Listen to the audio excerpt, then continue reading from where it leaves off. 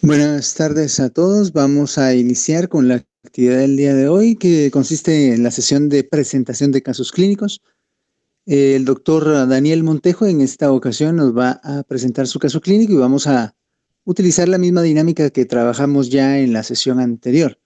Vamos a también a ver si tengo más suerte hoy con la grabación de la sesión, porque hemos tenido algunos problemas técnicos ahí derivados de algunas actualizaciones que hubo con los programas, pero esperemos que ahora sí salga bien la grabación y que la podamos subir para poderla revisar después.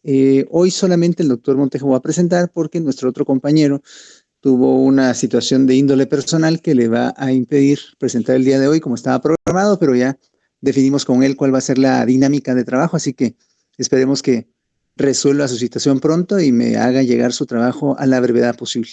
Doctor Montejo, adelante con su caso, por favor.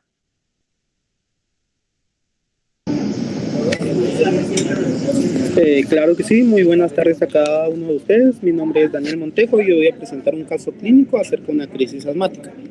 Para empezar, esta es una paciente de sexo femenino, de 15 años de edad, soltera, evangélica, procedencia de residente de la zona 7 de Misco de Guatemala, de raza blanca, etnia ladina, escolaridad primaria, alfabeta, no tiene ninguna profesión y actualmente es estudiante. El motivo de consulta es una disnea de una semana de evolución. En la historia de la enfermedad actual, la madre de la paciente refiere que hace una semana inicia con disnea asociada a tos húmeda, no cianotizante, no emetizante, sin expectoración, aumentando uso de salbutamol de 2 a 3 veces de predominio nocturno. No consulta hasta que inicia con expectoración de coloración verdosa, moderada cantidad, asociada a una tos húmeda sin predominio de horario. Luego de las 48 horas sin mejoría, inicia con nebulizaciones con salbutamol 2 veces al día, sin mejoría, o disminución de la expectoración, por lo que decide consultar a médico particular quien evidencia desaturación, por lo que deciden referir. Niega síntomas gripales, vómitos, diarrea, fiebre, escalofríos o disnea súbita. Entre los antecedentes patológicos podemos encontrar que la madre padece fibrosis quística. Entre los médicos de la paciente tiene asma desde el nacimiento. El tratamiento actual es con salbutamol de rescate y a los 4 meses ingresó a cuidados intensivos por una neumonía. Niega quirúrgicos, traumáticos, gineco-obstétricos, vicios y manías. Entre los alérgicos encontramos cambios del clima. Dentro de sus antecedentes no patológicos encontramos que la paciente tiene 2 dosis de vacuna contra el COVID, estas de la casa de Moderna. Se vacunó en enero del 2022 contra la influenza y niega hepatitis B, rubiola, paratoides, sarampión, neumococo y tétanos. Dentro de sus hábitos es que bebe líquidos 2 veces al día, alimentos 3 veces al día, con una dieta balanceada, micción de 3 a 4 veces al día, defecación 1 vez al día, hora sueño de 8 horas al día y niega tabaquismo, alcohol y actividad sexual. Entre los ginecobstétricos, su menarquia empezó a los 13 años, ciclo menstrual de 26 a 30 días, con duración promedio de 3 a 5 días y su fecha de última regla es el 27 del 9. La paciente niega algún síntoma algún síntoma en ningún aparato ni sistema. Entre su perfil social encontramos que vive en casa propia de bloque con techo de cemento, piso de cerámica, 4 habitaciones, cuenta con servicios de agua potable, luz eléctrica, drenaje y extracción de basura. Entre su situación familiar y social vive con 4 personas, siendo estas conformadas por la madre, el padre y 2 hermanos, y tiene buena relación interpersonal con cada uno de ellos. El ingreso económico es aportado únicamente por el padre de familia, con un ingreso mensual aproximadamente de 5,000 quetzales. Posee un perro de raza pequeña y niega tendencias sexuales. El examen físico encontramos un peso de 100 libras, con una talla de 1.4 metros y un IMC de 23.2. Signos vitales, frecuencia cardíaca de 100 latidos por minuto, la frecuencia de pulso de 103 pulsaciones por minuto. En la presión arterial en brazo derecho encontramos que tiene 100/70 y en brazo izquierdo 104/68. Temperatura de 36.8, frecuencia respiratoria de 25 respiraciones por minuto y saturación de oxígeno en el 86%. En la inspección general encontramos en la paciente en regulares condiciones generales, alerta y agudamente enferma. y también le encontramos taquipneic. En la cabeza, normocéfala, ojos simétricos, pupilas isocóricas, fotorreactivas, mucosas hidratadas, cabello en buena implantación. El cuello se encuentra móvil, simétrico, no adenopatías, no plétora yugular y no rigidez de nuca. En el tórax, este se encuentra simétrico, expandible, disminución de amplexión y amplexación de la paciente tiene sibilancia respiratoria supra, inter e infraescapularia, el corazón es rítmico y sincrónico con pulsos radiales, está taquicárdico y no se auscultan ni soplos ni ruidos agregados. En el abdomen está blando, depresible, ruidos gastrointestinales audibles, correctos en intensidad y frecuencia, no hay signos de irritación peritoneal y no dolor en puntos uretrales y no dolor a palpación suprapúbica.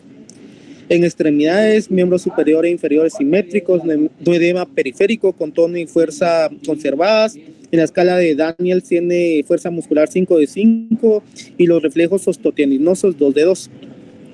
En el neurológico encontramos un FOR de 6 puntos, no signos de irritación meningia, Babinski negativo, Brunzinski negativo, pares craneales, el 1 no fue evaluable, el 2 agudeza visual conservada, 3, 4 y 6 tienen movimientos oculares conservados, no petosis. En el 5, sensibilidad facial conservada. En el 7, el rostro está simétrico. En el 8, audición conservada. 9 y 10, reflejo nauseoso y tocinógeno conservado. En el 11, elevación de hombres simétricos. Y en el 12, movimientos de lengua conservada. En el listado de problemas encontramos que la paciente tiene una crisis asmática, neumonía adquirida en la comunidad. Este diagnóstico, el segundo es a descartar, de Streptococcus pneumoniae y Haemophilus influenza, hipertensión pulmonar y poliglobulia. La poliglobulia salió al resultado de la hematología de la paciente. Como problema principal y como número 1 y el que vamos a discutir hoy es la crisis asmática. Entre los datos subjetivos de la paciente que nos llegaron a este diagnóstico es una paciente femenina de 15 años de edad con historial de disnea de una semana de evolución asociada a tos húmeda, no sinotizante, no emetizante, sin expectoración, aumentando el uso de salbutamol de 2-3 veces al día, de predominio nocturno, antecedentes de ser asmática desde el nacimiento. En los datos objetivos encontramos que tiene una frecuencia respiratoria de 25 respiraciones por minuto, saturación parcial de oxígeno del 86%, frecuencia cardíaca de 100 latidos por minuto, disminución de amplexación y amplexión y sibilancias respiratorias supra, inter e infraescapulares. En el análisis, al paciente al ingreso de urgencias presentó una crisis asmática de insaturación lenta, la cual se produjo por un mecanismo inflamatorio asociado a la infección respiratoria de las vías respiratorias superiores. En la evaluación inicial o estática se categorizó la gravedad en moderada debido a que presentaba habla en frases, frecuencia respiratoria de 23 respiraciones por minuto, frecuencia cardíaca 100 latidos por minuto, sibilancias presentes, nivel de conciencia normal, presión arterial normal y se decide hospitalización de paciente, ya que en la evaluación dinámica se evidenció que la paciente necesita oxígeno para mantener la saturación parcial de oxígeno mayor a 92, más la comorbilidad respiratoria que es de la paciente de la neumonía. Para ello les voy a explicar un poquito más sobre la evaluación de la gravedad de la crisis asmática. Al ingreso del paciente a la urgencia, podemos evaluar una crisis leve, crisis moderada, crisis grave y una crisis vital. ¿De qué va a depender esto? Esto generalmente lo hacemos para evaluar el tratamiento pertinente del paciente de acuerdo a las características que va a presentar al ingreso propio. Tenemos que evaluar la disnea, la habla, la frecuencia respiratoria, frecuencia cardíaca, presión arterial, uso musculatorio, sibilancias, nivel de conciencia, el volumen expiratorio forzado en el primer segundo. Generalmente no lo realizamos en el hospital. Se podría realizar con un peak flow, pero al momento de evaluar, generalmente evaluamos con los datos clínicos antes mencionados. Igual también la presión arterial de oxígeno en milímetros de mercurio y la presión arterial de anhídrido carbónico que lo podemos obtener en los gases arteriales. De acuerdo a cómo se va a presentar la paciente en el área, si vamos a hacer la evaluación de la gravedad de la crisis asmática. Siendo la crisis leve, generalmente y moderada, las que vienen a las urgencias, generalmente crisis grave y crisis vital en el periodo que he estado en las urgencias de mujeres, no he visto ninguna. pero sí me han comentado los residentes que sí han entrado algunas. Continuando con el plan inicial, entre los diagnósticos diferenciales tenemos una crisis asmática moderada, neumonía adquirida en la comunidad, y es importante indagar sobre la fibrosis quística, ya que la paciente tiene un historial familiar de esta. Entre los nuevos datos o los exámenes que podríamos pedir para verificar esto, sería una espirometría en el caso ideal, ya que nos permitiría evaluar el egreso de la paciente o el ingreso propio del hospital. Desafortunadamente en el hospital no lo realizamos, pero en los casos de poder realizarlo sería importante. También rayos X, gases arteriales, hematología, una TAC torácica, eso principalmente por fibrosis quística, un panel respiratorio, un cultivo de secreciones para descartar la neumonía adquirida en la comunidad. Entre el plan terapéutico, la actividad va a ser reposo, la dieta, una disminución de grasas, contenido de sal, consumo suficiente de agua y evitar alimentos que desencadenen las alergias. Entre los medicamentos tenemos ampicilina sulbactam de 3 gramos IV cada 6 horas, dexametasona 4 gramos IV cada 24 horas, nebulizaciones con salbutamol de 2.5 miligramos más 2 cc de solución salina, nebulizar con budena de 0.5 más 2 cc de solución salina y nebulizar con tropium de 750 miligramos más 2 cc de solución salina. Entre los controles específicos, los signos vitales de servicio, la monitorización de la saturación, y entre las otras terapias, el oxígeno de 3 litros por minuto. Ahorita voy a hablar sobre los fármacos que generalmente utilizamos en el hospital para tratar la crisis asmática. La principal es el salbutamol, que son los agonistas beta-adrenérgicos. También tenemos el bromuro de ipratropio, que generalmente lo conocemos como tropium en el hospital. Hidrocortisona, prednisona, como un glucocorticoide sistémico. Y entre los glucocorticoides inhalados generalmente utilizamos budesonida, que en el hospital generalmente lo piden como budena. El sulfato de magnesio también se utiliza, pero estos son generalmente en crisis que no terminan con la resolución en los primeros pasos del tratamiento.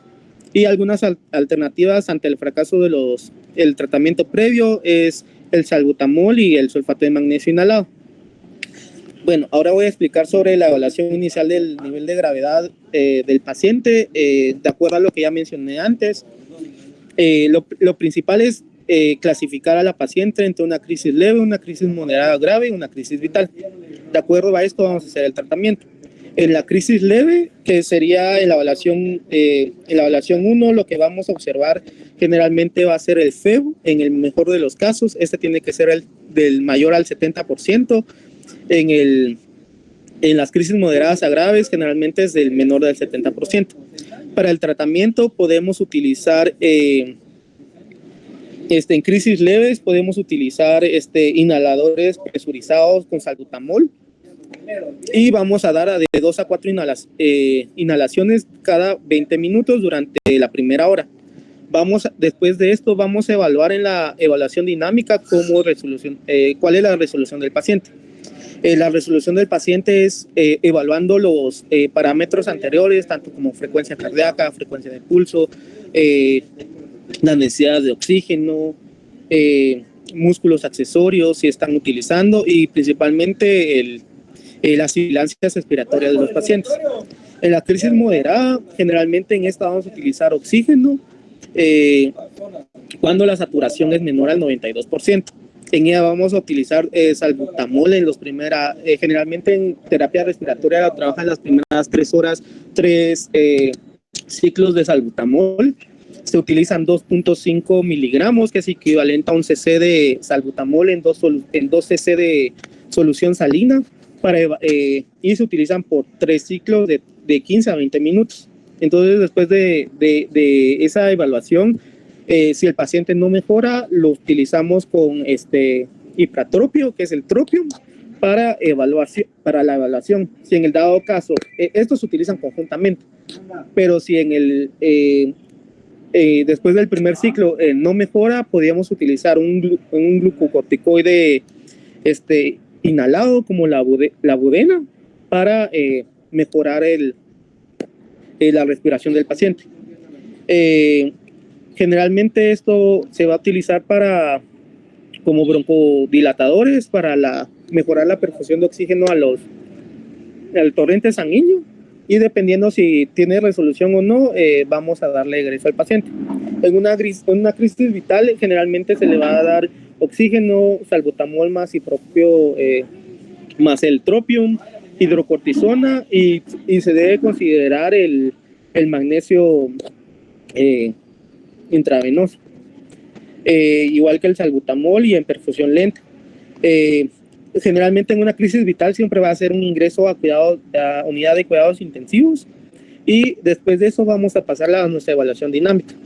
Tenemos que ver si hay una buena respuesta en unas 3 horas y si el FEV aumentó al 80% estable y si está asintomático. De lo contrario, si no se soluciona, se vuelve otra vez a nebulizar. En la crisis moderada igual tenemos que tener una buena respuesta en las primeras 3 horas. Tiene que estar con un FEV mayor al 60% y estable y asintomático, y para darle una alta. En una mala respuesta, el FEV va a estar menor al 60% inestable y va a estar sintomático. La hospitalización va a depender, como mencioné anteriormente, de las circunstancias del paciente. En nuestro caso, ella ingresó porque no mantenía la saturación del oxígeno mayor al 92% con el uso de oxígeno, y porque tenía un proceso conjunto que sería una neumonía. Y el alta del paciente se les va a dejar prednisona de 50 miligramos de 5 a 7 días. Se les va a dar glucocorticoides inhalados más los LABA, que sería el salbutamol, y un plan de acción y concretar una cita de control. En el plan educacional se habla con el paciente acerca de su diagnóstico, la importancia de los cuidados del mismo, el uso de antibióticos por la neumonía que tiene y sus efectos secundarios. Se habla con la familia para explicar el padecimiento del paciente y por qué está la estancia hospitalaria. Aunado a ello, se recalca que el asma es una enfermedad crónica, necesita tratamiento continuo, que no significa que porque se sienta bien y no tenga molestias va a descontinuar el uso del tratamiento, y se explica las diferencias que existen entre la inflamación y broncoconstricción, ya que generalmente tienden a confundirse con pacientes que no están familiarizados con su enfermedad como tal. Se enseña a diferenciar los fármacos que van a ser controladores de la inflamación y los aliviadores de la obstrucción, y se indican los síntomas de la enfermedad, se demuestra el uso correcto de los inhaladores. A la paciente se le enseña a identificar y evitar en lo posible los desencadenantes, reconocer los signos y síntomas de agravamiento de la enfermedad que van a determinar una pérdida del control, y cómo actuar ante un deterioro de su enfermedad para prevenir una crisis o la exacerbación del mismo. Entre las conclusiones que encontramos es la evaluación de la gravedad de la crisis asmática va a determinar el tratamiento pertinente del paciente. Como les mencioné, de acuerdo a cómo ingresa el paciente a la emergencia con la crisis asmática, siendo leve, moderada o grave, en dado caso la crisis vital, así va a ser el tratamiento correspondiente a cada uno de ellos. Y en la presencia de signos de crisis vital se debe considerar la posibilidad de ingreso a la unidad de cuidados intensivos y la intubación del paciente, dado que no se encuentre, no tenga resolución ante el tratamiento convencional. Lo más pertinente sería la intubación del paciente para evitar la fatalidad del mismo. Y también la decisión del ingreso del paciente se debe realizar en las 3 primeras horas del inicio del tratamiento de la crisis, ya que los periodos de monitorización superiores raras vez van a modificar la toma de decisiones. Entre la bibliografía me basé entre la GIMA y la GEMA para el estudio de esta paciente, y con eso concluyo mi presentación. Si alguien tiene alguna duda o algún comentario, está la palabra. Perfecto, doctor. Bien, creo que estuvo bastante completa la presentación, y usted también nos compartió bastante de lo que considero yo que ha sido ya parte de la experiencia que ha tenido en atención a estos pacientes en la emergencia. Sí me gustaría recalcar en algunas situaciones importantes, por ejemplo, en el tema de los datos que nos tienen que representar cierto nivel de alerta o alarma, como por ejemplo el que el paciente llegue con una mala oxigenación, que tenga datos de alteración de la conciencia o del estado mental, que tenga uso de músculos accesorios, que tenga evidente dificultad respiratoria, un habla entrecortada. Todos esos son datos clínicos que le deben hacer a uno pensar en dejar al paciente hospitalizado, por mucho que al tratamiento inicial o a la intervención inicial el paciente responda de forma satisfactoria. Hay algunos datos también que es importante que ustedes siempre pregunten cuando atiendan a un paciente en crisis asmática en el hospital o en cualquier lugar. Por ejemplo, si ha estado alguna vez hospitalizado previamente y sobre todo si ha estado hospitalizado por la misma razón en el último año. Eso les transmite a ustedes la idea de que el paciente no ha estado muy bien controlado, que digamos. Cuando veamos la discusión del tema de asma bronquial que ya nos va a tocar próximamente, vamos a recordar que desde el punto de vista de tratamiento del asma bronquial hay dos etapas. Una etapa es la etapa del tratamiento de mantenimiento o el tratamiento en fase ambulatoria, y la otra etapa es precisamente esto que estamos viendo hoy, el tratamiento de las crisis. Cuando tenemos un paciente en crisis, lo más importante es ayudarle a que se empiece a mejorar la broncoconstricción que presenta. Y buscar, cuando el paciente ya está más estable, los factores que pudieron haberle llevado a desencadenar esa crisis asmática aguda. ¿Cuáles son las intervenciones principales? Las que no nos pueden faltar nunca en un paciente con crisis asmática son la administración de beta-2 agonistas para procurar broncodilatación y también el tratamiento antiinflamatorio con esteroides. Aquí lo que hay que hacer es administrar esteroides por vía sistémica. Lo pueden hacer por vía oral o por vía intravenosa. El punto es que a ningún paciente que llegue con crisis asmática aguda al hospital se les debe de pasar a administrarle también esas dosis iniciales de esteroide sistémico para que empiece a mejorar su cuadro inflamatorio también. Como bien mencionó el doctor, aquí no solo es el tema de la broncoconstricción, sino la inflamación que está provocando o está siendo parte de esa broncoconstricción. Además de esto, pues ya determinar si el paciente tiene un proceso infeccioso, una neumonía, alguna otra situación que amerita antibióticos, el soporte vital básico con la oxigenación o aporte de oxígeno suplementario, también con el manejo de los líquidos y electrolitos y el monitoreo clínico del paciente. Otra situación que tienen que preguntar siempre es si el paciente ha estado no solo ingresado, sino alguna vez en su vida ha tenido ingresos a área crítica, a intensivo o ha estado intubado. Porque aunque el paciente luzca muy estable en ese momento, lo prudente es dejarlo en observación y vigilancia intrahospitalaria al menos 48 horas para asegurarse que el paciente no progrese a una crisis más seria cuando regrese a su casa, si ustedes los dan de alta. Entonces tienen que tener esa precaución. El antecedente de la vacunación es importante, el doctor lo mencionó, efectivamente, pues es importante a todos los pacientes, ahora más con lo del COVID, ver cuál es su estatus actual de vacunación, pero estos pacientes tienen que recibir no solo sus vacunas de COVID, sino la vacuna de influenza anualmente y también, idealmente, su vacuna de neumococo. Esta paciente tiene 15 años, es probable que no haya recibido aún un refuerzo de neumococo, así que tendrá que recibirlo o investigar si ya lo recibió. Estas son situaciones muy importantes a tomar en cuenta en el manejo ya a largo plazo del caso. Doctor Montejo, yo quería preguntarle algo en relación al tema de la espirometría.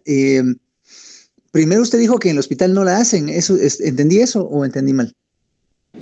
No, sí, la espirometría sí lo hacen. El problema es que no se hace al inicio cuando el paciente entra con una crisis asmática. Ok. Sí, porque en el Hospital Roosevelt sí hay desde hace mucho tiempo la capacidad de hacer espirometrías para pues determinar cómo están las pruebas de función pulmonar de un paciente, independientemente de la indicación para realizarla. El tema acá es que si yo le hago una espirometría a un paciente que ingresa en crisis, probablemente va a estar alterada, muy probablemente va a estar alterada y no va a representar su estatus normal. Sí tendría algunas indicaciones de realizarse, sobre todo cuando el paciente ya está estable, ya salió de la crisis, para una especie de prueba de monitoreo crónico o para detección de otras posibles alteraciones respiratorias, no necesariamente una obstructiva como en este caso. Entonces es importante tomarlo en cuenta, pero tal vez el beneficio principal sería recordar que hay que hacer la determinación del VEF1. más que de una espirometría completa. El BEF1 nos da una buena idea de cuál es la tasa de respuesta de un paciente a la terapia broncodilatadora. Y como bien mencionó el doctor Montejo durante su presentación, uno tiene que documentar que el paciente responde o mejora, mejor dicho, mejora su BEF1 como parte de lo que expresa una mejor capacidad de dilatación bronquial. Muy bien, creo que con eso tenemos. No sé si hay alguien más en el grupo que tenga algún comentario. Por aquí estoy revisando ahorita en el chat, pero creo que no hay nadie ahí. No se apuntaron, por cierto. Los que están aquí en la sesión, por favor, anótense para que quede ya ahí registrada su asistencia, porque creo que nadie se apuntó. Sí, no, nadie se ha apuntado. Apúntense, por favor, y estaríamos entonces.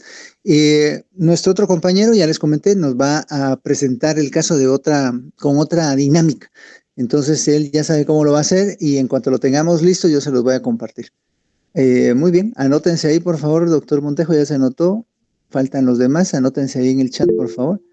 Y con eso, pues no sé si el doctor Montejo tenga algún otro comentario o duda en relación a lo que nos ha comentado. No, solamente, doctor. Muchísimas gracias. Perfecto, estamos ahí entonces con su presentación. Yo creo que estamos bastante bien, bastante completa. Solo le voy a poner una tarea y me la envía junto con la reafirmación de su presentación. Quisiera que me haga favor de investigar cuáles son los beneficios de la realización de una espirometría en un paciente con asma bronquial, para tenerlo como complemento a la información que usted nos ha compartido, y pues ya con eso terminaríamos su presentación, doctor Montejo. Así que espero complemento a la presentación, tal vez más tarde o mañana me lo envía, por favor, para poder ya adjudicarle su nota. ¿Correcto? De acuerdo, doctor. Muchísimas gracias. Perfecto. Que estén muy bien, cuídense bastante y estamos en comunicación. El viernes nos vemos para la siguiente clase de sesión ya de temas asignados. Así que feliz tarde, que estén muy bien. Hasta luego.